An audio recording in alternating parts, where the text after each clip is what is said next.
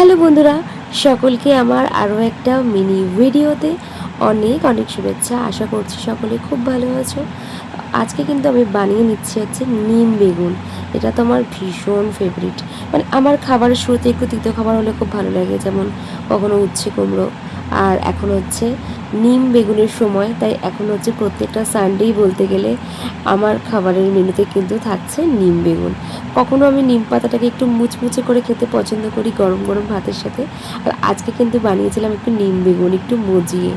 তো আমি দেখো একটু খাবারটা বেড়েছিলাম একটু টিস্যু পেপারের ওপর দিয়ে, কারণ একটু তেলটা একটু টেনে নিয়ে খেতে চাইছিলাম, কারণ বেশি তেল খাওয়া একদম ভালো না। তাই একটা টিস্যু পেপারে রেখেছি, তাই জন্য পুরো তেলটা একদম টেনে নিয়েছে। আর এখন আমি লাঞ্চ করতে বসে গেছি। প্রথমেই হচ্ছে নিয়ে নিয়েছি নিম বেগুন, যেটা আমার অসাধারণ লাগে। আর কার কার তোমাদের ফেভারিট এই নিম বেগুন অবশ্যই কমেন্ট করে জানিও। আজকের মতো এইটুকুই।